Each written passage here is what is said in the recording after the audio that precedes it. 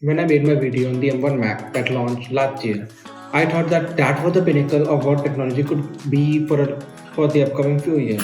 But seeing how Apple is just making strides and strides forward in terms of technology compared to where Intel and AMD seem to just be lagging behind and Snapdragon just far way behind, it's just so surprising to me. We just got the leak of the performance of what seemed to be the M1X processor from Apple, and it's just blowing the hell out of what could be expected. And to be honest, I don't know where the market is going towards now. Like AMD and Intel should really be scared of what's going to happen. So what we saw in the M1 Mac was that they were 8-core processors with 4 high power and 4 low power cores. And what they have done with this now is that they have made it into 12-core processor with 8 high power cores and 4 low power cores. This is like a specific formula that they have seemed to take away with each of the devices.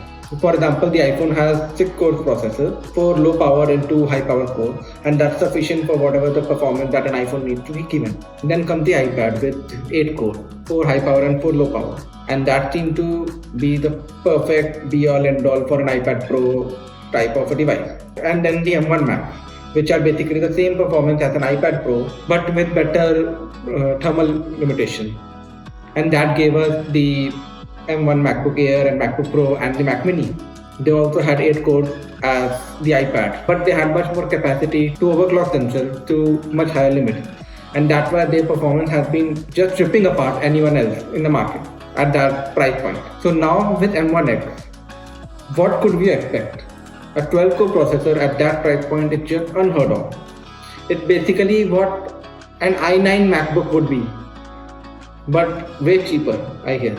Because an i9 MacBook is around $4,500 to $5,000 MacBook, and this would be coming in the MacBook Pro 13-inch and 16-inch MacBook Pro. So basically, these should be starting at around $2,500 or $3,000 compared to those $5,000 MacBook, and have same or even better performance. What we saw with the regular M1 Mac is that they were basically reaching the levels of i7 and i9 Mac in some cases, but this one could just rip apart the performance of the i9 Mac and basically any other i9 device at that price point. Add to that, the GPU in the M1X Mac is expected to be a 16-core GPU with 256 execution units. The M1 Mac had 128 execution units, and it was still pretty well capable of 4K and 6K editing. This is going to just beat that and maybe even have similar performance on Premiere Pro maybe, or 3D rendering, or maybe even game finally. Now let us think about what the expected lineup could be. And there we come into a bit of like just thinking or analysis that what the market needs and what the market is looking for right now. 2 years back, we saw the 16-inch MacBook Pro come and replace the 15-inch one. And we are also seeing that the market is moving towards 14-inch laptop with lesser bezel. So I would say that the 14-inch MacBook Pro is in the work now with this chip now. And that would be replacing the 13-inch MacBook Pro lineup. And in the same vein, I would say that finally the iMac also needs to be revised. So iMac right now has a 24-inch and a 27-inch model. What I would be expecting is that with the new redesigned iMac, it could be somewhat like a 26 or 27-inch and a 32-inch iMac. And that could replace the lineup. And this chip could be in the smaller 4K one. And that would be like the perfect bang for the buck all-in-one PC at that price point. Talking about really high-end, when we have the Mac Pro and the iMac Pro, or even the 27-inch iMac, which is also kind of a power device but at a lower price point. What I would be expecting is that since we have also seen that Apple is in the work for 16-core and 32-core CPUs, those would be the ones that would be found in those Pro devices. And the devices that are aimed for the general consumers like you and me, the M1 and the M1X lineup could be the one that would be continued for the market. With Apple Silicon, now we have a cohesive lineup of all the devices running on a singular platform. Remember when Windows launched Windows 8 and they had this dream of all the devices running on a single ecosystem, when we had the Lumias of the York and we had Windows devices, Windows tablets. So it was like and a whole ecosystem. But Microsoft couldn't achieve that.